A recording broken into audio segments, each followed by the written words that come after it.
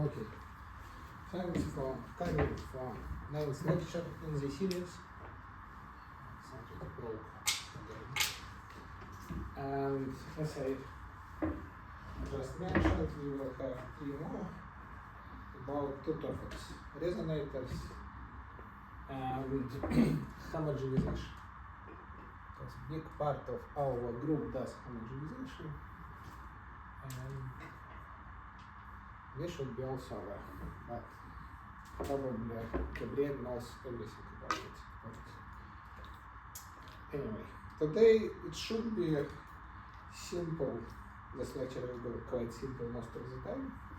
But at the end, I will do some technical things.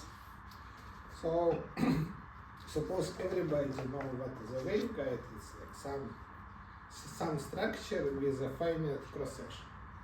Depends how you define it, but we will discuss probably the simplest one.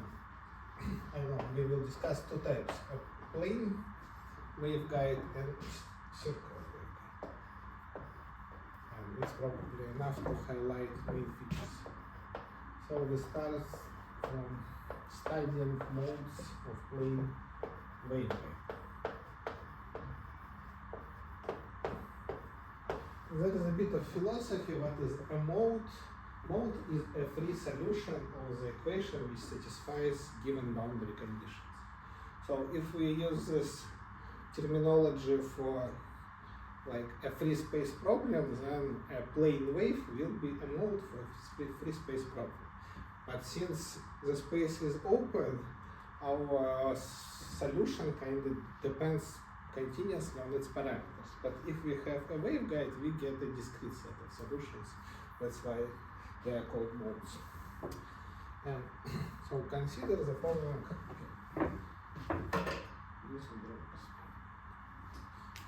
problem. We have one plane. The problem I consider is here. It's not very straight. Another plane.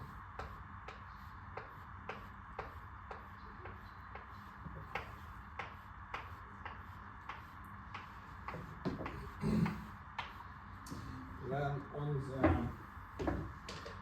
boundaries, I want one condition to be satisfied. Just my choice. So normal I can just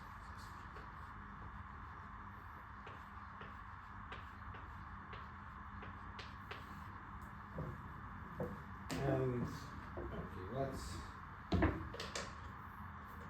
the width of this waveguide be h.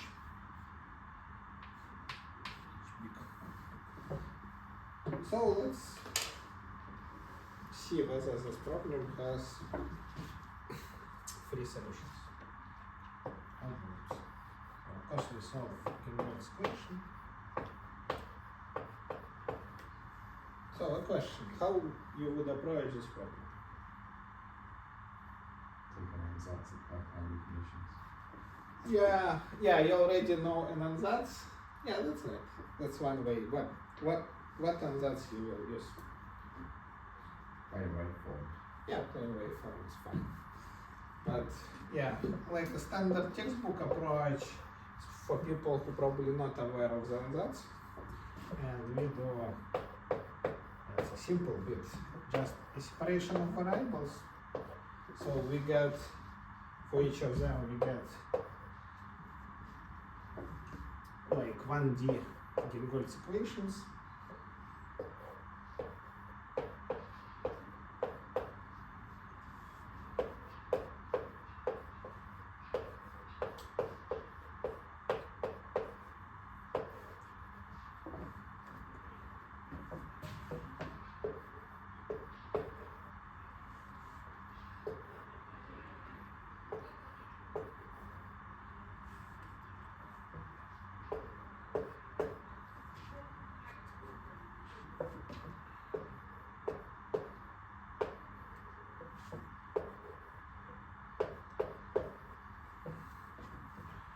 And course, there should be limit between wave numbers. They satisfy dispersion equation. Okay, and equations are the same, but for this function we don't have any restrictions. So for L of x, we just write a kx x plus b minus ekx, and it is just plane wave, two plane waves going back and forth. So on x we just have something simple.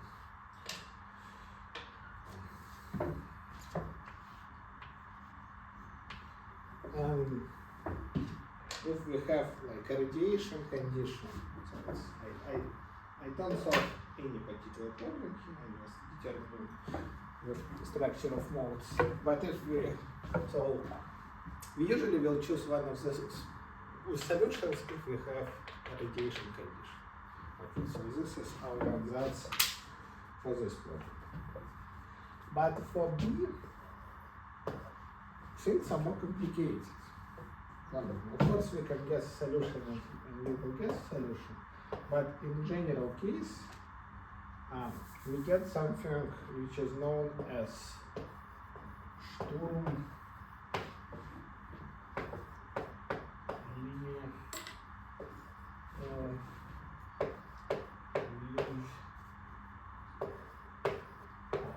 SA, because this name is very hard to spell.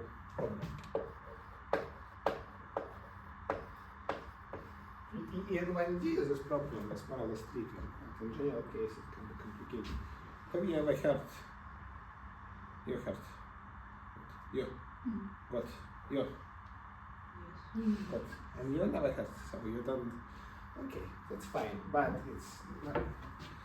So it means that we have a differential equation, and we have kind of more boundary conditions that we can afford. Or if we have two boundary conditions,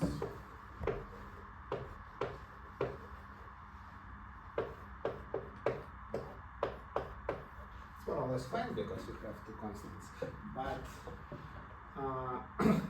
now this problem will not have a solution by default. This problem will have a solution only for some discrete set of k.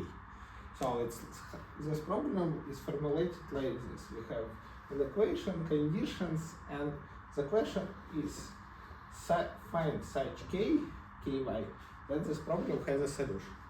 Of course, we won't be trying to solve it rigorously, but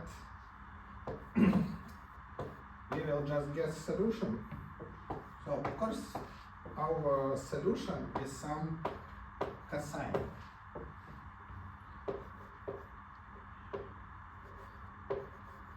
And this cosine by default satisfies boundary condition here if this is, I should introduce some coordinate system. This is y, this is x, and like this point is 0, 0. So on x-axis, because of the structure of cosine, it satisfies condition on the lower plane. But on the upper plane, it will satisfy the condition only for specific choices of k, y. And of course it should be just half period.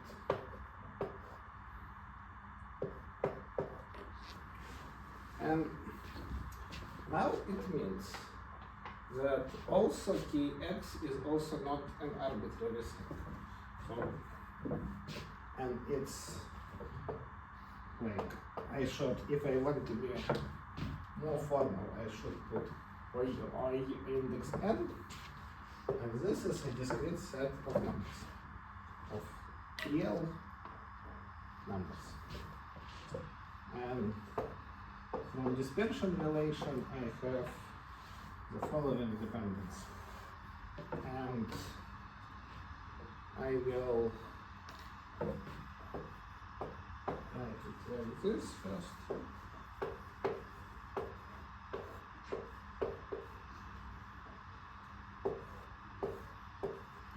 But here, by tradition, I will put, so here it's important, actually the value of k is important. And I will put omega over c. And so like when I study a waveguide problem, I should kind of care about the frequency. Because, as you can see, if my frequency is small, my x wave number could be imaginary.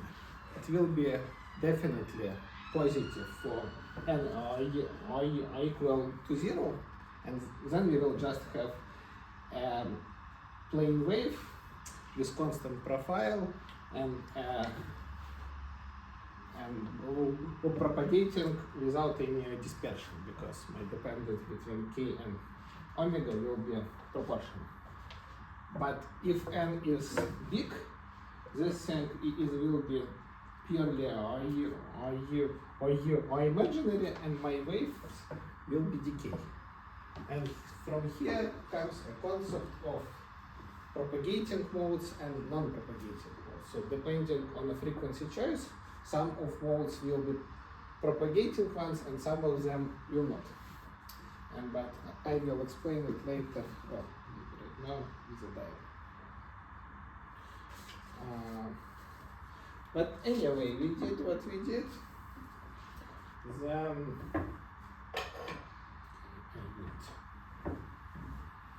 I need eraser.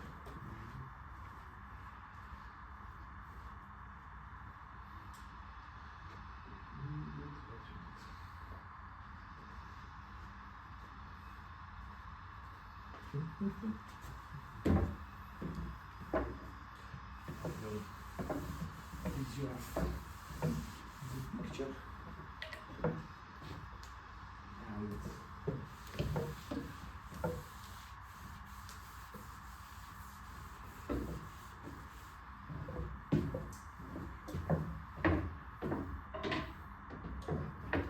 what do we have? We have I will call it UF, more or less free field that satisfies boundary conditions by default. It's just a sum of all possible modes.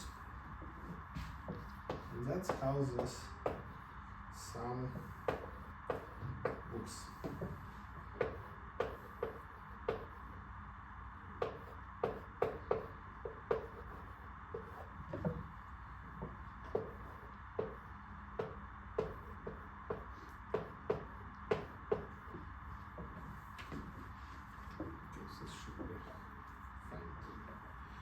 And this is so-called a model decomposition, or like mode decomposition of the field.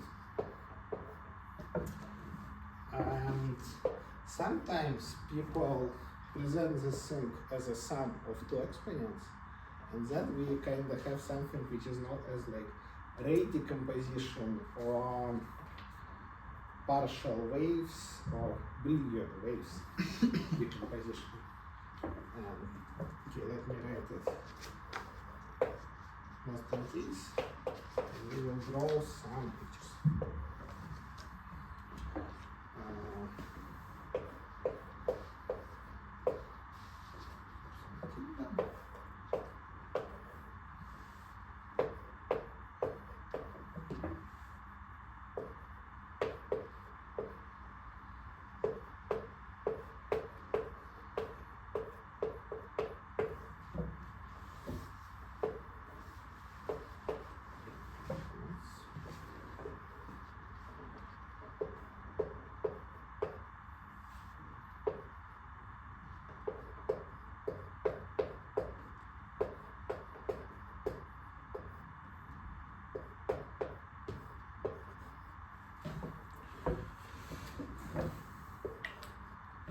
this thing is known as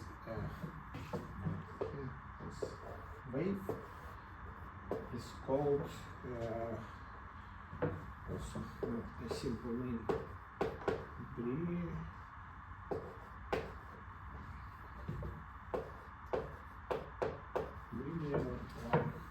Partial.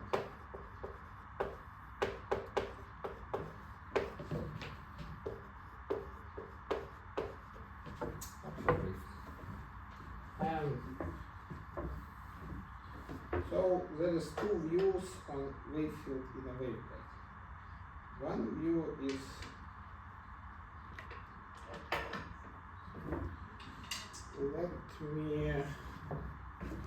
so the first mode is just a constant and equal to 0, and the second mode is like this, and the line the third mode like this, and so on, so on. Of course, we have here a Fourier series in cross-section, and we can decompose any field as such a series if we just find the correct coefficients. And this is one view. And another view on the subject, we say that we have a bunch of waves. And these waves are going in pairs, like this. And they just have different angles of propagation. So we can have a wave like this, and also we can have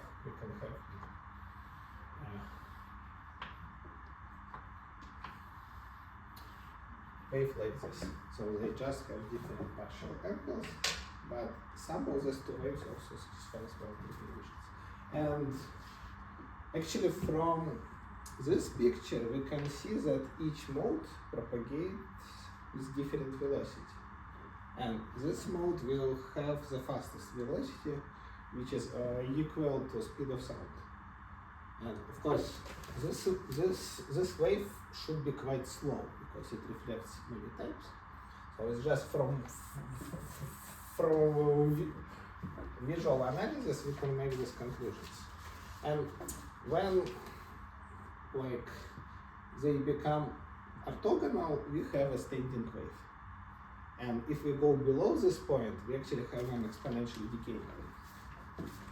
And a point when these waves are when partial waves becomes orthogonal, it's called cutoff frequency. And usually, when people discuss waveguides, they present a diagram.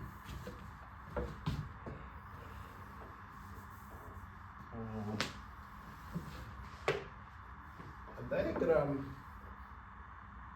if these people are simple, they will write just k and omega, but since we feel more complicated, we will emphasize that we study just a small bit of dispersion surface, which is like a real cross-section of omega and k. And of course, for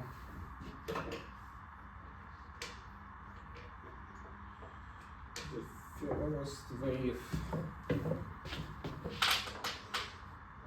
first mode is a straight line, and second mode is some square root. It behaves like this,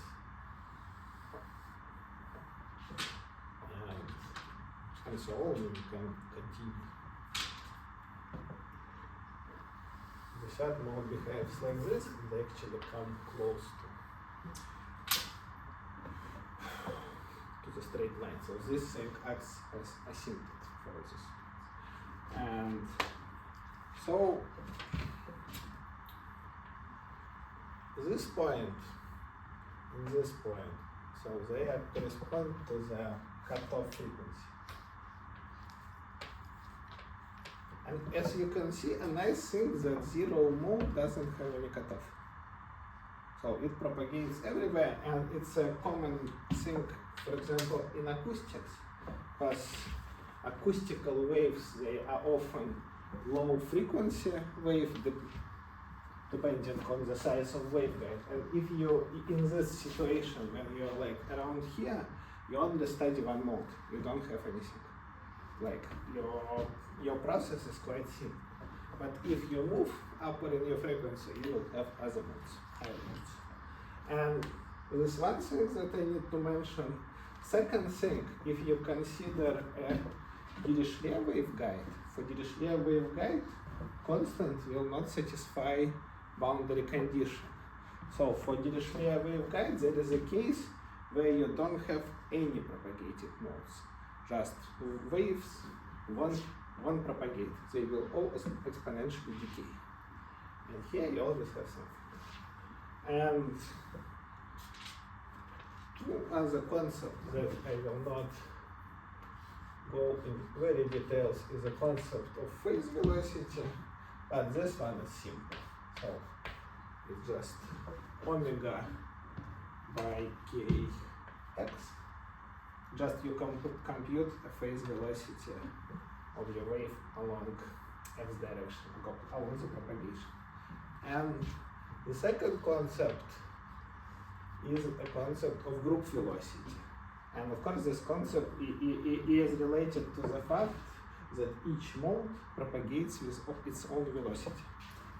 And it's computed like this.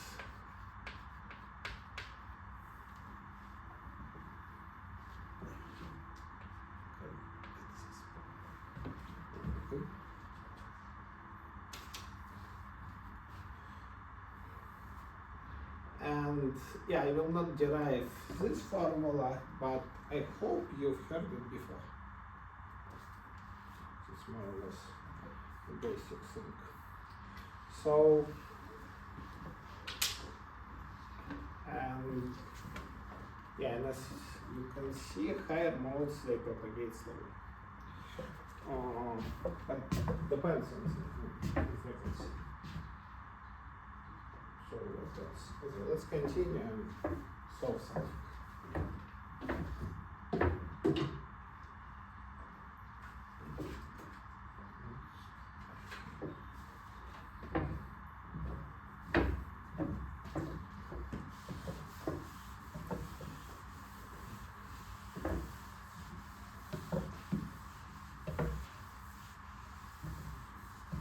I suppose up to this point everything should be clear. If you have questions, don't hesitate to ask.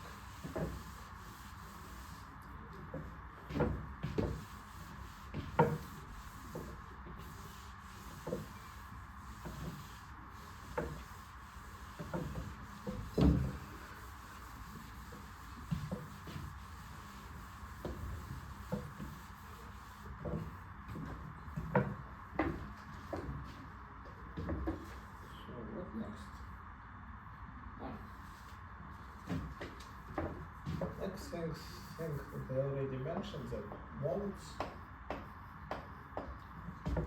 are orthogonal.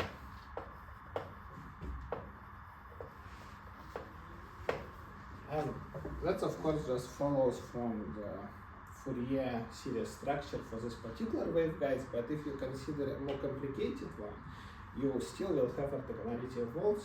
This is the main property which allows you to decompose your field as a sum of modes or like a sum of rays. So here, this relation is expressed like this.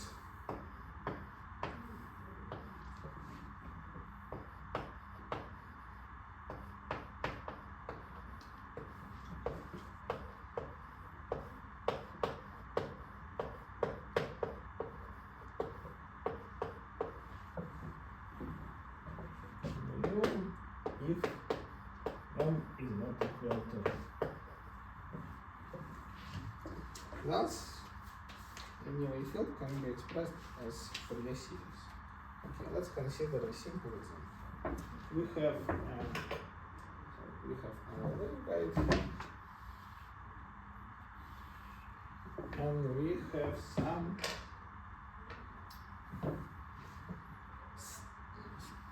some initial configuration of our wave field, and we need to find field at some point. X, Y. So how will we do it? Yeah, we will use Fourier series theorem. So we will present at this line, our field as a sum.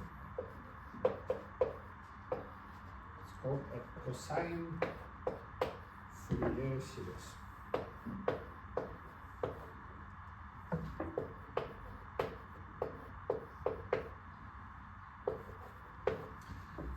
And from the theorem, from a standard theorem from real analysis, it follows that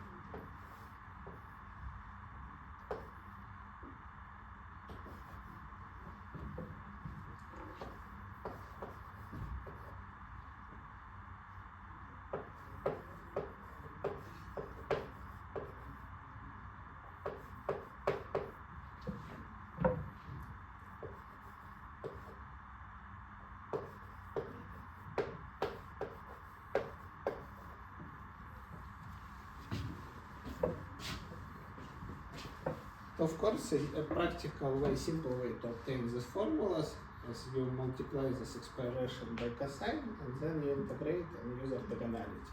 And only one coefficient will survive.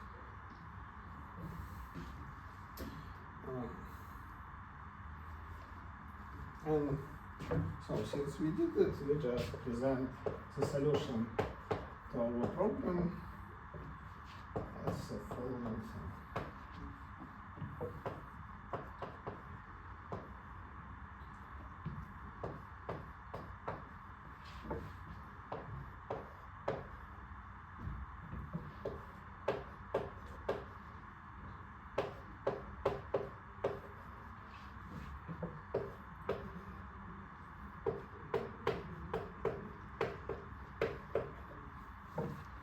That's the solution.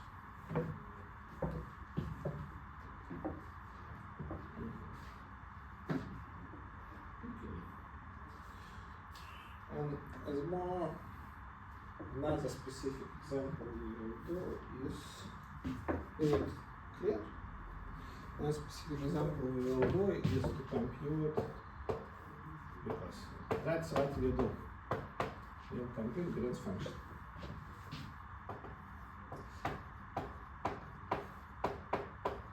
Of course, one way is to use this model decomposition for Green's function. We have a series for which all these coefficients are just one, but this series doesn't converge very well. So it will take us to the field of generalized function, and you can, but it's still, you can also follow this approach and obtain an expression. You just need to regularize your series. But I will tell you another paradigm, and this paradigm lies in application of the method of reflections.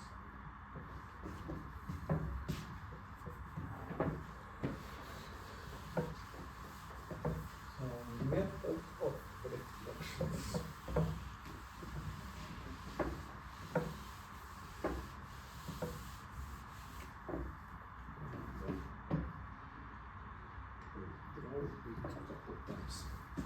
First of all, we have our waveguide, and just to stay simple, I will have our source in the center of the waveguide.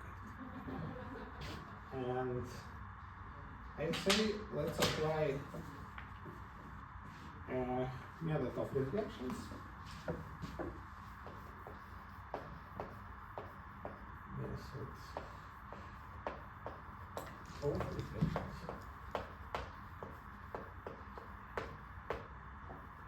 And you probably know, if you ever standing between two mirrors, you can see an infinite reflection of yourself. And that's what happens. This problem will just evolve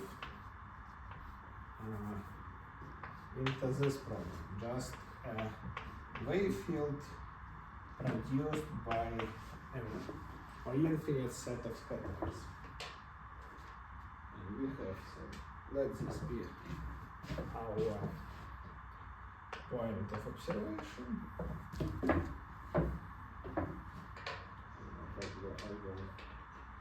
Should sketch kind of fake boundaries, real boundaries of our waveguide.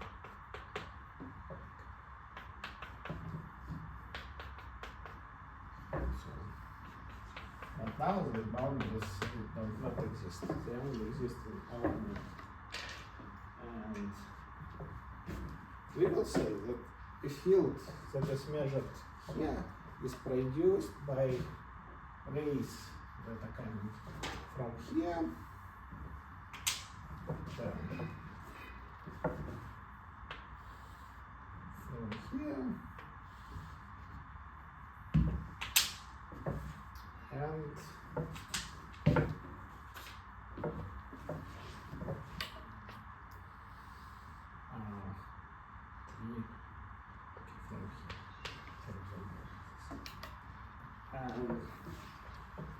of course, if I want to draw this picture here, I also have a direct ray, then I have like once reflected ray, and for the third one I have, for the third one I can have twice reflected. But yeah, for this one it is this one. Okay, and but for this problem we already know a solution, and the solution is a Hankel function. So the solution we want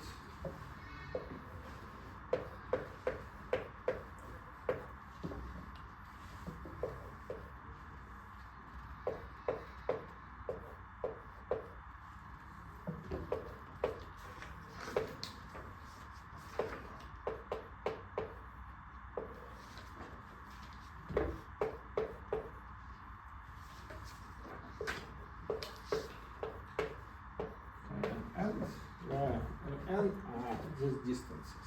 So this is L0 and minus 1 and minus 2 and 1 and R2. And the series, it converges fine, especially if we use the radiation condition, then Hankel function decays exponentially. And this is a good series to work with.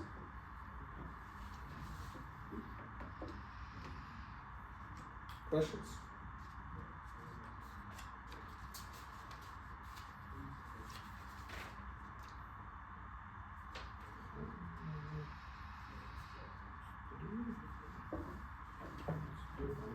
Start another section. And then have a short break. Yeah. Can you adapt the method of fractions to other boundary conditions? Yeah, Like, you I can, don't know, like for attenuation or something. yeah, for Dirichlet it's simple. For depends of course on boundary. For impedance boundary conditions, you can. It's not a trivial thing to do, but it was done by great Soviet scientist Malyushin. And yeah, one thing is to apply an operator which will turn your boundary condition into the ideal ones. And then you apply a standard method of reflections, and then you apply the inverse operator which gives you the initial field. This is my approach. But yeah, it can be done, but it's far-fetched. But it's more or less a standard thing, especially in acoustics. There is such thing which is known as Fourier-Bessel or integral. And Fourier-Bessel or integral is kind of based on this idea. Thanks for question. Anything else?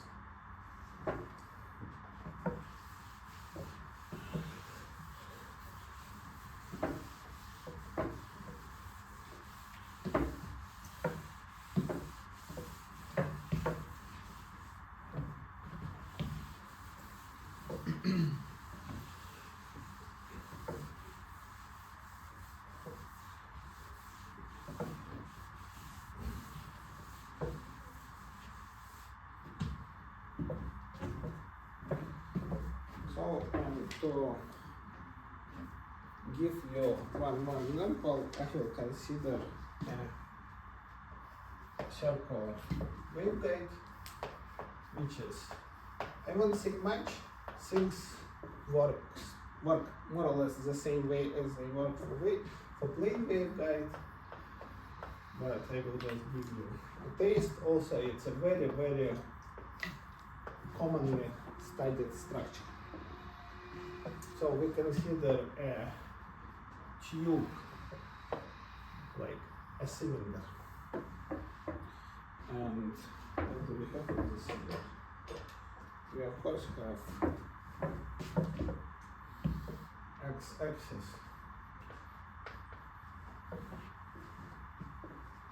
We have like some polar or coordinates in intersection.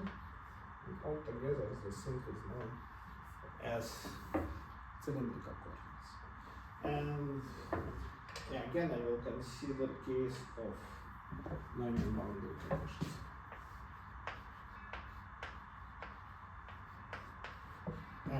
So here we have du over dn, so I can write du over dr, because normal goes along the radius. And so what equations I have? I have Waveguides equation in cylindrical coordinates. I wrote it for you in the first lecture. Of course, I will repeat it again.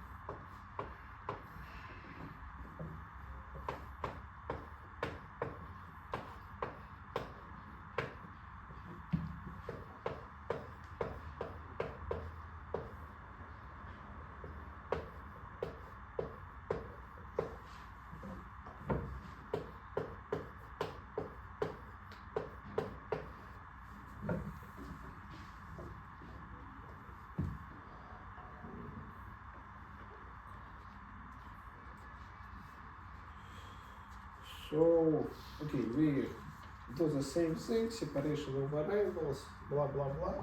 But long story short, we get a series, and now this series depends on two real numbers, two integers m and n.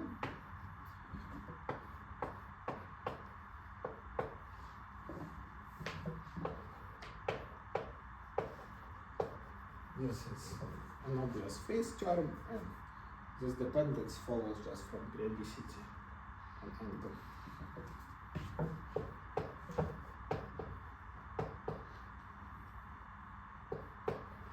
And I will longitudinal wave number in x.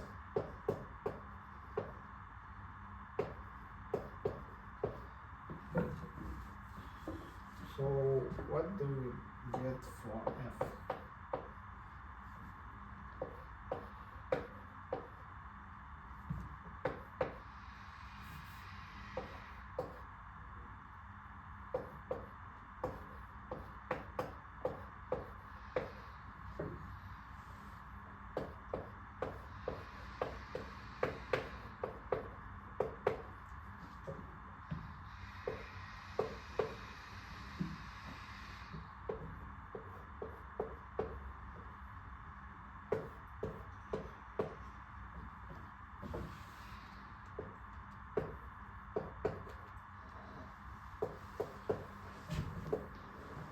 have you seen this equation before?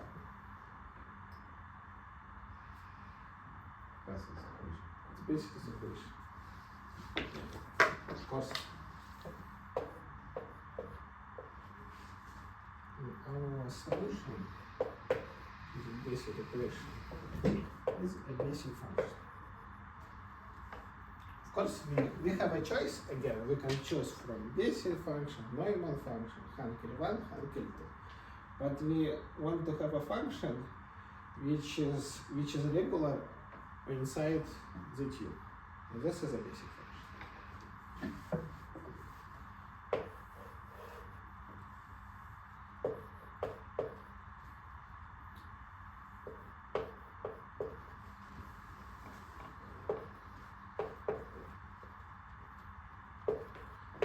And this is probably, some people consider basic function as a generalization of a trigonometric function. So it's also have some cosine, sines. And so what else? What is the condition?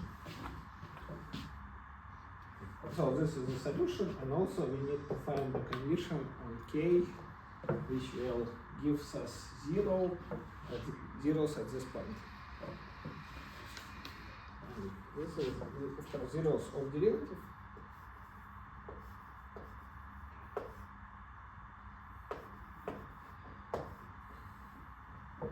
Of basic function.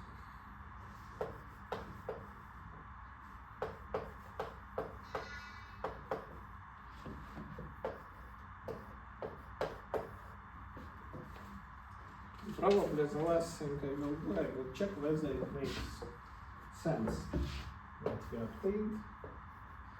Do we have real solutions? First, to check it, I open Wikipedia and look at the graph of basic function. And basic function behaves like this. This is like G0. And you know, if you take G0, just a case of symmetric mode, then the derivative will be G1 of G0, if you remember. But if you don't, just be. And this function behaves like, it's hard to draw, kind of like this. So when this function has, so it should be kind of 0. So zeros, anyway, it's not the driven graph, but this function definitely has a lot of zeros, and they can be computed from its asymptotic series if it's higher order 0.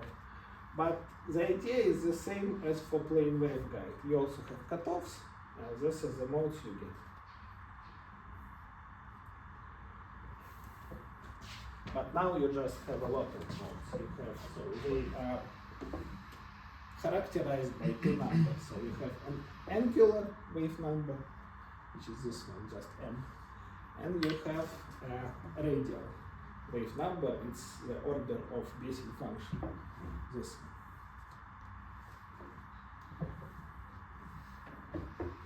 Okay, that's it about this thing.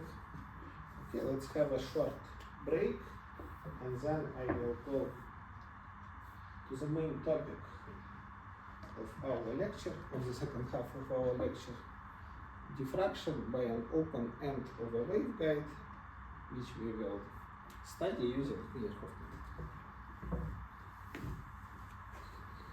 Cut.